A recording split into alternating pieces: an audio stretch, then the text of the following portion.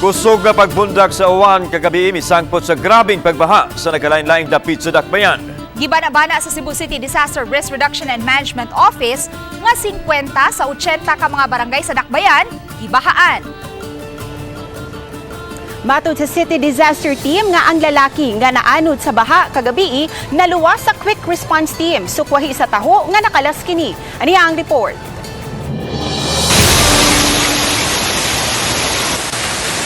Ingon ini kakusog ang pagbundak sa uwan kagabi. Misugod pagbundak ang uwan mga alas 6:50 kagabi.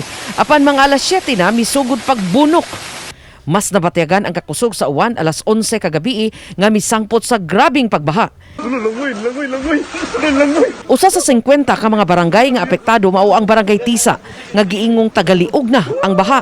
Sa laing video nga nag-viral, nakuhaan kining usa ka tawo nga gianod sa kusog nga baha sa Kinalumsan River sa barangay Mambaling. Matod ni Harold Alcontin, Operations Chief sa Cebu City Disaster Risk Reduction and Management Office, nga nagpadayon pa ang paghipos nila sa mga dapit nga apektado sa pagbaha. Apan iyang gitataw nga 50 sa 80 ka mga barangay sa Dakbayan ang apektado sa pagbaha. Pipila sa ilang natala ganihang buntag, mao ang barangay Tisa, Kugon Pardo ug Basak Pardo.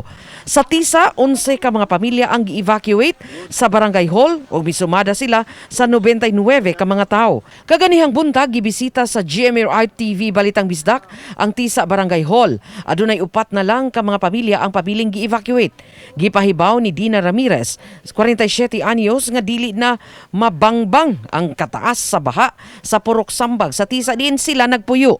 Si Ramirez uban sa iyang 7 ka mga anak ug ni Eunice Lumen ug ang 7 ka buwan niyang anak kasamtangan pang nagpabilin sa ikatulong andana sa Tisa Barangay Hall.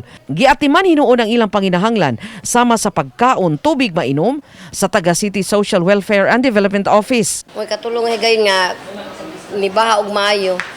Karon jud mi nakabakwit. Lapaw sa tao, sir.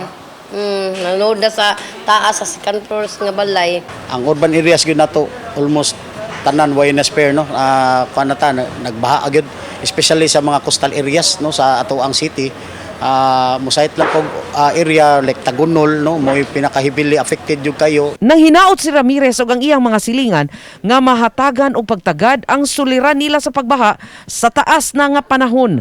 Ang halapad nga pagbaha kagabi sa Purok Sambag maunay labing grabing pagbaha nga ilang na sinati. Nya kami naramis na prindahan kami payag-payag pero amo payag-payag ang katre kay naguba gitanan naanod ang mga butang namo mga sinina. Hinuon gitataw ni Alcontin nga naluwas nila ang tao nga gianod sa kusog nga bulog sa baha sa Kinalumsan River. Matod ni Alcontin, ang ilang naluwas nga si Basil Bailoses, 24 anyos, na-rescue sa may sitio Maganda sa Kinalumsan River, habig na sa Barangay Dulho Fatima alas 10 sa gabi.